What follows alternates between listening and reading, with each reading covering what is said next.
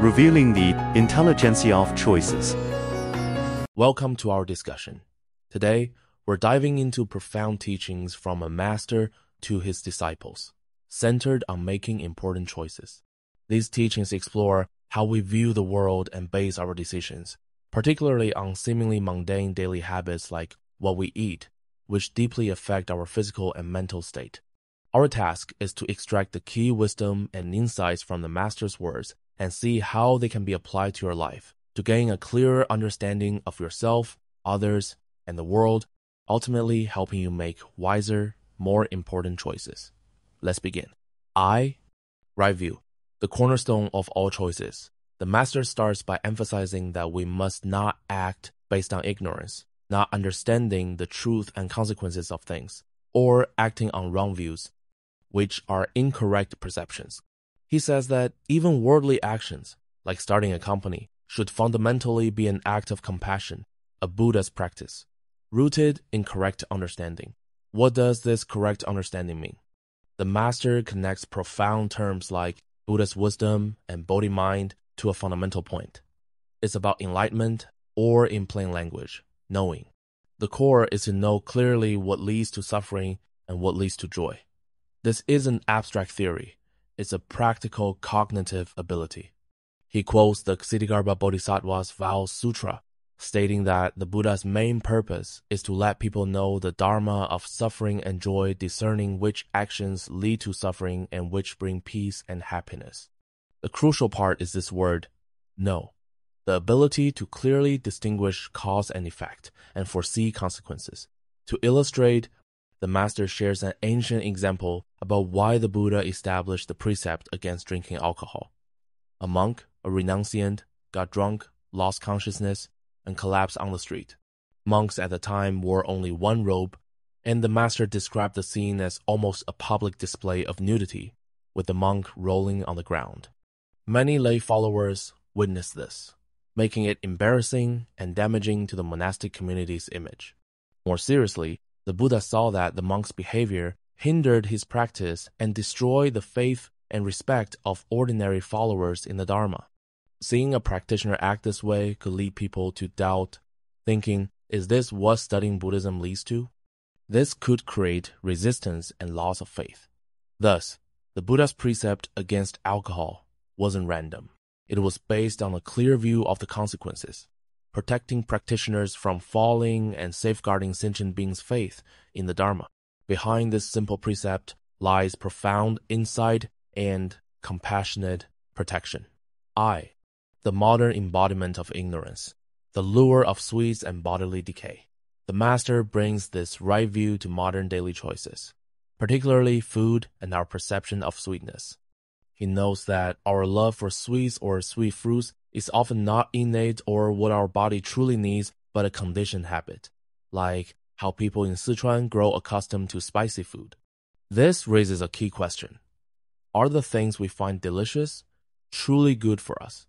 Or are we just conditioned by habit? The master analyzes the temptation of sweetness through right view, connecting it to modern science.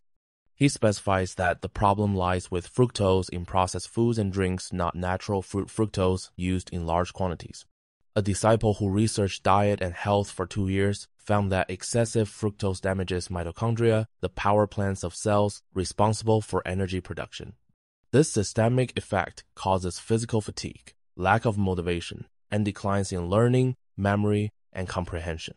Mentally, it weakens willpower, making people timid and unable to persist in good habits or break bad ones. The master calls this a typical manifestation of ignorance in modern life. Because people don't understand the deep harm of excessive fructose, they see it as enjoyable or comforting, unknowingly harming themselves. He likens it to water dripping on a stone, a slow, subtle erosion that's hard to notice, but gradually damages our physical and mental foundation. 3. Important choices. Applying Buddhist wisdom to modern life, this leads to the company the master and his disciples founded, named Important Choices, directly tied to the concept of right view. The name emphasizes that meaningful actions must be based on correct understanding. The master observes that people make daily choices: what to eat, who to marry, what career to pursue, often based on impulse, habit, social pressure, or ignorance, leading to suffering and disappointment. The Important Choices Company aims to provide correct views, validated by science, to help people realize the long-term harm of behaviors like excessive sugar intake and identify choices beneficial to body and mind. The Master connects this to the Dharma-discerning enlightenment factor, one of the 7 factors of enlightenment, which involves discerning truth from falsehood and distinguishing right from wrong. The company helps people cultivate this ability in modern contexts like health and diet. Quoting the Avatamsaka Sutra, the Master shows that while using modern terms like company and scientific validation, the principle helping sentient beings leave suffering and attain happiness aligns with the Dharma. This approach transmits ancient wisdom, like the Buddhist saying, all suffering arises from craving, in a way modern people, especially those who trust science, can understand and accept IV, knowing versus doing, the cultivation of willpower and cultivating Buddha.